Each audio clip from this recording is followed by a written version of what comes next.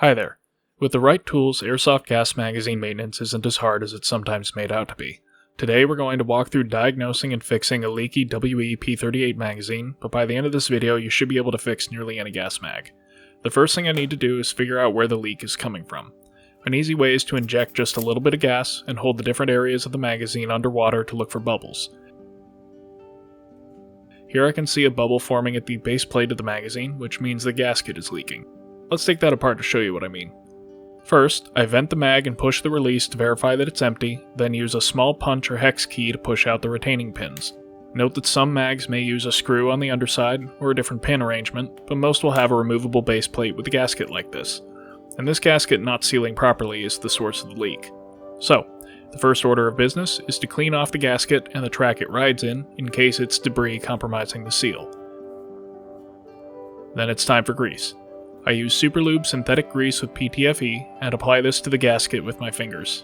It's not necessary to use as much as I'm globbing on here, it only takes a thin layer to provide adequate lubrication, as this stuff works much better than silicone oil. That's really all there is to it, so I'll reinstall the gasket, reassemble the mag, and test if that fixed it.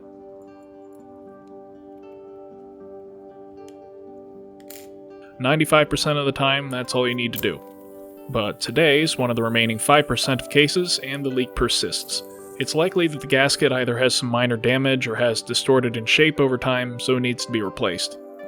Now I could buy a direct replacement from an airsoft shop, but most gaskets in green gas magazines are standard acrylonitrile butadiene rubber O-rings, so I'll instead use a pair of calipers to measure the specs. It looks like this gasket is about 0.8mm thick and 18mm in outer diameter.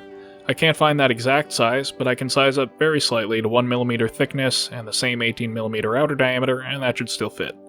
I install the new O-ring and apply a smear of grease to the outside with my finger, then reassemble the mag.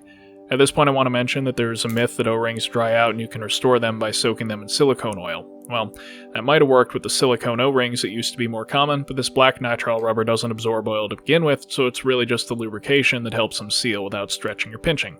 Hence, grease. Anyways, with the new gasket, the mag now seals up perfectly, so this mag is done. But for the sake of completeness, let's empty this mag and walk through the other ways it might leak.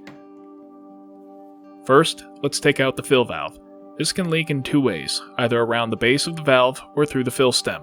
I'll use a flathead screwdriver to remove the valve.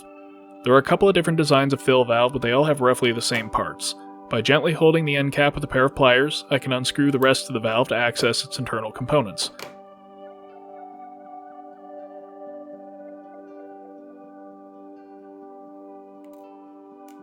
Once the spring is out, I can push the valve stem through. We have two O-rings here. The larger one that goes on the outside of the valve is what seals it against the magazine body, and the tiny one around the valve stem is responsible for sealing the valve shut. The outer O-ring is usually a standard size, but for the inner one a cheap replacement is dental ligature ties. Since I have the valve open, I'll go ahead and apply a bit of grease to both of these, then reassemble. Note that there's an additional small O-ring that's responsible for sealing against the fill needle of a tank, but it's not critical that this be intact, and it won't cause leakage if it's damaged or missing. The same dental ligatures or a small slice of hot bucking work well as a substitute. Some brands like Tokyo Marui won't have this O-ring at all.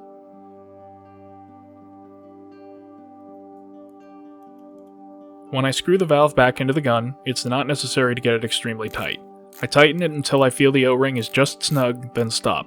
I'll inject a bit of gas to verify that it's sealed, and sure enough it's still good. So the third area to consider is the output valve. This will leak either through the gas router or out the back of the valve. In either case, it's necessary to remove the valve. You can use tweezers, an airsoft specific valve tool, or a pair of pliers such as these, which I've modified to serve as a valve tool.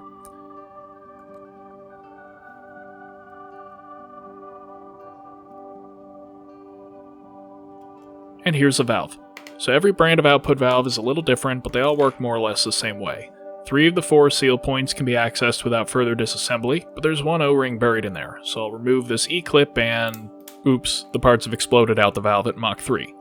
Once I track those down, we can clearly see how the valve works. At the front of the valve, this O-ring seals the inner stem against the body of the valve.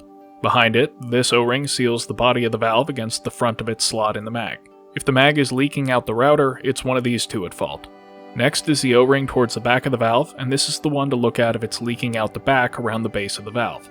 And lastly is the O-ring inside the valve, which is the culprit if it's leaking out the back through the valve stem. Once again, I grease these up and reassemble, then reinsert the valve and screw it in until it just feels snug and no further.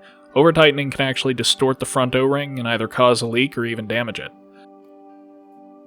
I inject a little gas and don't hear any leaks, so that's every seal in this mag good to go. Now for the sake of comparison, let's have a look at a totally different magazine.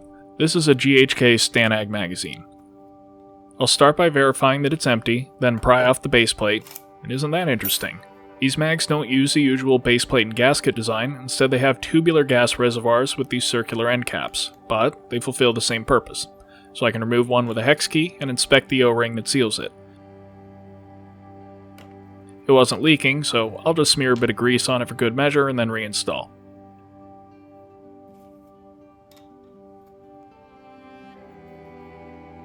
Next, let's check out the fill valve.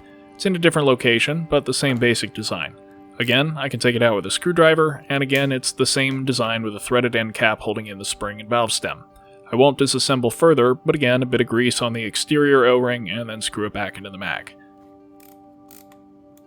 And lastly is the output valve. For this, I actually have a GHK specific valve tools and makes the task a bit easier. So I unscrew the valve, and while the design is different from the P38 mag valve, the O-ring arrangement is virtually identical. To access the innermost O-ring, I'll pop off this E-clip, pull the brass cover and front O-ring off the valve stem, and then the stem comes out the rear. So once again, we have an O-ring that seals the valve stem against the valve at the front, an O-ring that seals against the magazine body at the front, an O-ring that seals against the mag body at the rear, and an inner O-ring that seals the valve stem against the valve at the rear. And the process for diagnosing which one needs attention is exactly the same. Well, I'll smear a bit of grease on each O-ring and then put it all back together. Again, I'll just tighten the valve until it feels snug and inject some gas. You can't hear it, but I actually do now have a faint leak out the output valve, so I'll tighten the valve just a bit further, and that fixes it. One last topic to cover is the gas itself. Airsoft manufacturers push green gas, which is typically just propane with silicone oil in it. In theory, the silicone oil helps maintain your seals, but if you've ever struggled with leaky mags, you know that this doesn't work all that well. More importantly, the silicone oil then gets sprayed into the gun's hop-up and barrel, which both compromises hop effectiveness and attracts dust. So since you now know how to properly diagnose and maintain your mag with grease, you can just use pure propane. Now, many adapters will have a little inlet for adding oil, but you can safely ignore this feature. If camping propane isn't easily available, you can always look for green gas that is specified as oil-free, because we can see from the label it's pure C3H8, better known as propane. By maintaining your seals properly with grease and using dry propane, you can get both better hop performance and fewer leaks compared to relying on oiled gas.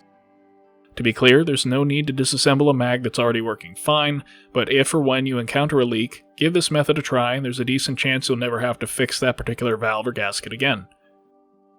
We hope you've enjoyed this video, and thanks for watching.